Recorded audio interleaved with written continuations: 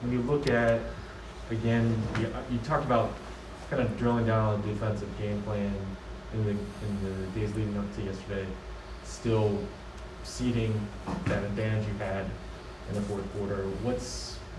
What are maybe some of the finer points that are going to get you to where you're holding on to these leads throughout, fourth quarters?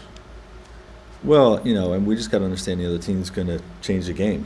If you get a big lead in this league, the three ball is a great equalizer. Big leads are built and evaporate faster in the modern NBA than ever before. So you got to understand that the teams they're going to play faster. They're going to shoot more threes. And defensively, they're going to try to change the game with defensive pressure or change their scheme, whether it's a bunch of switching or going zone. And you're going to have to win the second half differently than what you did to build that lead. It's not just about doing what you did to build that lead. The game is different. So, we just got to understand it's a 48-minute game, and a lot of times you have to win the second half differently than you won the first. And with the Kings tomorrow, obviously, triple overtime, still pretty fresh, I'm sure, for a lot of guys. Is this a game where you look to the last game for at least a little bit of, hey, we're going to play pissed off against these guys, or do you kind of try to wet that one? I don't think any more than normal. I mean, we should play with that type of aggression every time we're on the floor. That's what we want to. We want to be a team that takes pride in that. And whether we won 2 days ago or lost 2 days ago or 2 games ago, it doesn't really matter. We're going up to Sacramento to get a W. Right, kind of to capture that sort of edge that you're talking about. Does that sort of contradict?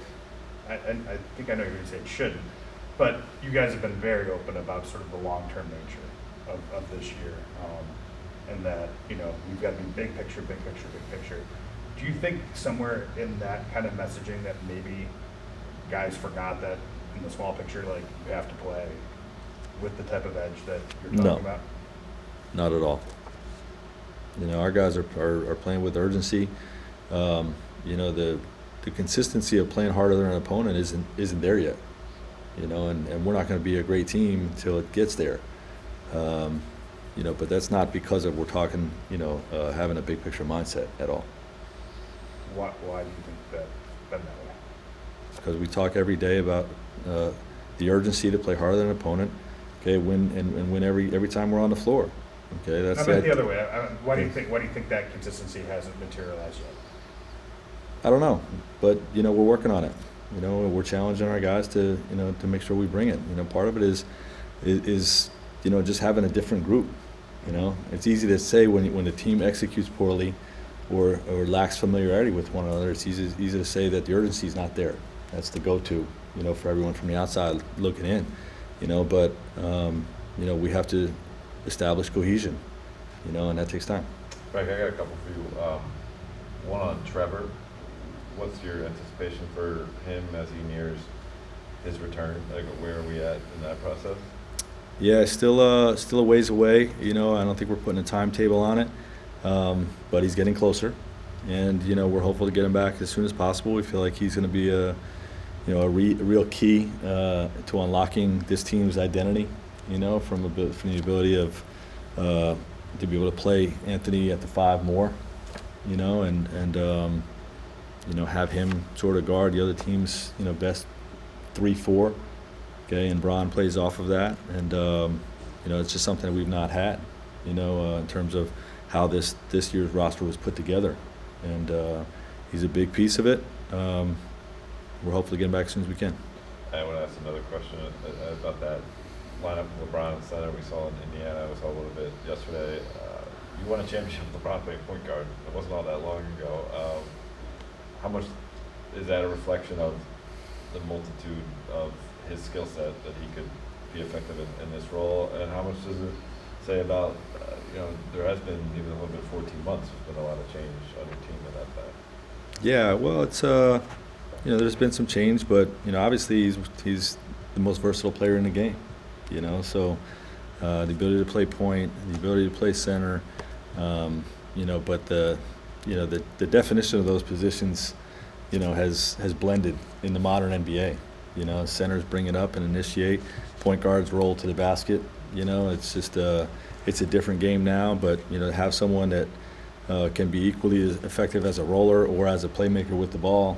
You know, it's just it's an incredible weapon, and you know, seeing him roll to the basket the way he did, you know, just something that we have done with him, but you know, it just with that lineup, you see it a lot more. There's more space to do it, so you know, something we're excited about. Frank, in the big picture, when a team is built, you know, to win a championship, and that's the goal from day one, there's kind of this weight of expectations, or at least a perception of a weight of those expectations. Have there been times over these first 22 games that you felt that, you know, it's been present within the group, and then how have you seen them sort of handle the highs and lows, and just keep talking? Are those more acutely felt with a team like this, the highs and the lows? It's hard to say, you know. I mean, you know, because our group, I know for me personally, you know, whatever the expectations of the group are, you know, you want to blow through those and exceed them. You know what I mean? And you know, that's not been different with my whole career. You know, so you know, losses are still heavy. You know, wins, you know, get you excited about what you can be. And you know, I would say that's not any different than it is with this year's group. Follow up on Trevor, the original timeline, I know you said you're not putting time on it, but the original one was be reevaluated approximately 8 weeks. I think we're about a week away from that. Are you expecting some sort of bigger update in about a week, or is it? Yeah, sort of hopefully we'll timing? have a more firm update. Okay. You know, I don't have it right now, but you know, he is getting closer. You know, so you know, we're within what that original time frame looked like. Yeah, in terms of the reevaluation. Frank, how do you go about trying to get your better offensive players, become better defensive players, then your better defensive player to give you a little bit more on offense? How does that work? How challenging is that? Coach them and challenge them, and you know, show them ways they can be successful with their skill set and to get the most out of their natural abilities on either side of the ball. You know, and it's something we take a great deal of pride in. You know, as a head coach and as our coaching staff that's working with these guys a lot individually. Not only putting them in positions, you know, to be successful, but you know, showing them things to offensively to stay away from that, you know, are more challenging for them, to play to their strengths, really offensively, and then, you know, defensively, you know, challenge them to get the most out of their abilities, you know, and then bring help when they're, you know, in situations where they're vulnerable. You know, it's really a team approach of them, you know, maximizing their abilities, and the coaches put them in a position to succeed. Frank, in the first half, you guys had some opportunities maybe to find DeAndre on lobs that didn't really materialize, and I think in the third quarter you guys got him 3 times, if maybe So yeah. something like that. Was that addressed at all, or did that just kind of? Yeah, they're just reads. Yeah. You know what I mean? You know, teams are doing a good job of blocking lobs against us this year. You know, like pass blocks. You know, so we have to you know, we've had a lot of turnovers in those situations. So, you know, guys are trying to keep their turnovers low. They think it's a low or a high risk pass. Okay, we're asking them to make the simple play. You know, so that's some of those situations. But you know, the vertical spacing is something that to me has always been every bit as valuable as the 3-point spacing that you get with shooters. And you know, we've got several guys that can do it. Was that a factor, you think, in that stretch, that kind of 16-0 run? I think, you know, obviously get a couple lobs, defenders aren't able to get to drivers. Yeah, I mean, you have to pay attention to, you know, guys at the rim. You know what I mean? And when you do, it can collapse the defense. Yes. All right, we'll do Brian on Zoom, and that'll be the last one. Hey, Frank, even acknowledging that you know, data and analytics don't explain everything, obviously, that's happening. There's a lot of variance, and there are a lot of the numbers related to Avery's impact on the floor on both sides of the ball just aren't very positive.